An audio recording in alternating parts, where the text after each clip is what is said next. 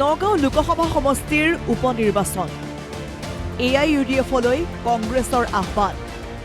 কংগ্ৰেছলৈ কি আহ্বান AIUDFৰ নগাঁও লোকসভা সমষ্টিৰ উপনিৰ্বাচনৰ দিন ওচৰ চাপিছে আটাইকেইটা ৰাজনৈতিক দলে নিৰ্বাচনলৈ প্ৰস্তুতি চলাইছে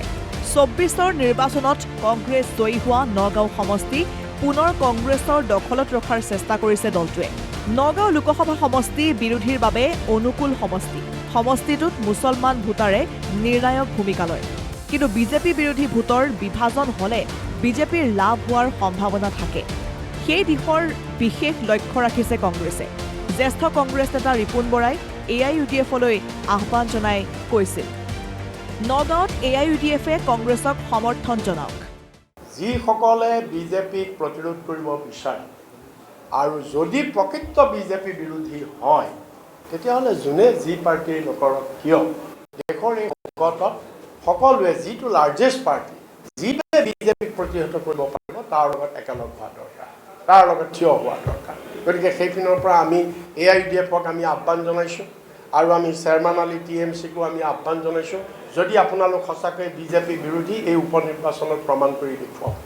আপোনালোকৰ কাৰ্যৰে তাক প্ৰমাণ কৰি দেখুৱাওক আপোনালোকে কোনো প্ৰাৰ্থী নিদি কংগ্ৰেছৰ প্ৰাৰ্থীক সকলোৱে একেলগে সমৰ্থন কৰি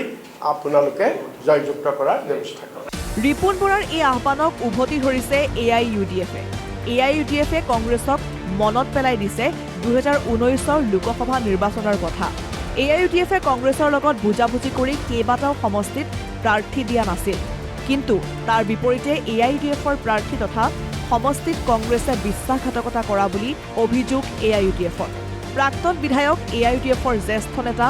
আমিনুল ইছলামে ৰিপুন বৰাক প্ৰত্যুত্তৰ দি কয়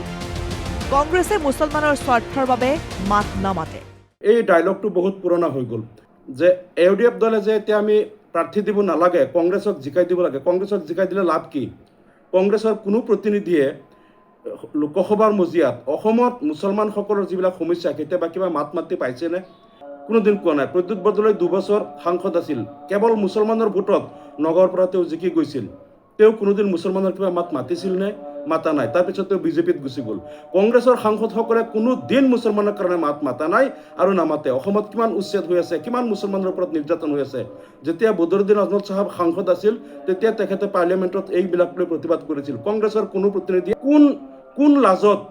এতিয়া তেওঁলোকে কৈ আছে যে কংগ্ৰেছক নগাঁও লোকসভা সমষ্টিত বাইপাছ দিব লাগে ইয়াত TMC আৰু AIUDFে প্ৰাৰ্থী দিব নালাগে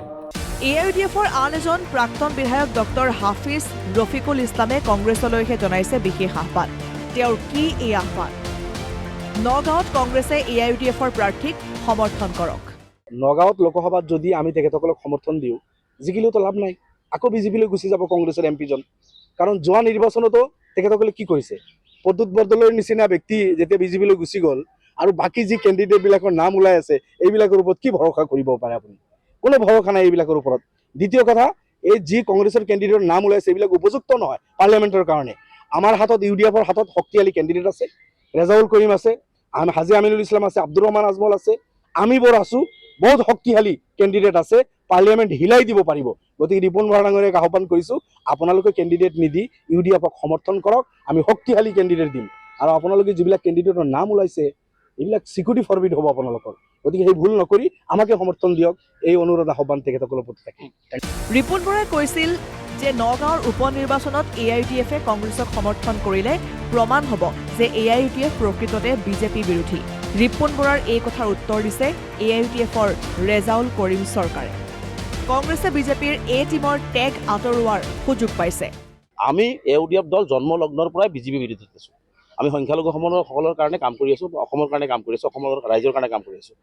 আজি মই ৰিপুন বৰা ডাঙৰীয়াক এটা বিনম্ৰতাৰে আহ্বান জনাম যে আপুনি বেলেগক এনেকুৱা আহ্বান জনাই থকাতকৈ আগতে প্ৰথমতে আপোনালোকে বিজেপিৰ আপোনালোকৰ গাত যিটো টেগ লাগি ৰৈছে বিজেপিৰ টিম হিচাপে সেই টেগটো আপোনালোকে আঁতৰাওক এই টেগবিলাক আঁতৰাবৰ কাৰণে এটা সুবৰ্ণ সুযোগ আহিছে ৰিপুন বৰা ডাঙৰীয়া প্ৰদেশ কংগ্ৰেছৰ গৌৰৱ গগৈ ডাঙৰীয়াৰ যে কংগ্ৰেছৰ গাত যিটো বিজেপিৰ গন্ধ লাগিছে এইটো আঁতৰাবৰ কাৰণে এটা ডাঙৰ সুযোগ পাইছে যে এইবাৰ যিহেতু আমাৰ দৰ্জাটো সদায় আমাৰ পাৰ্টি সভাপতি খোলা ৰাখিছে এইবাৰ লোকসভা নিৰ্বাচনত তেওঁলোকে যে বিজেপি বিৰোধী এই কথাটো অসমৰ ৰাইজক প্ৰমাণ কৰিবৰ কাৰণে মৌলানা বদৰুদ্দিন আজমল সাহেবক পূৰ্ণ সমৰ্থন আগবঢ়াওক আৰু আমি একেলগে যুঁজি আমি বিজেপিক প্ৰতিহত কৰি আমি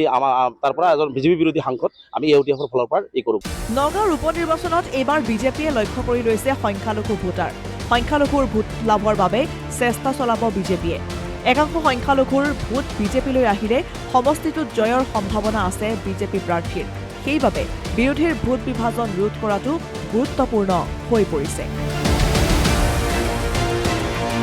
ব্যুৰো ৰিপৰ্ট, অসম লাইভ 24।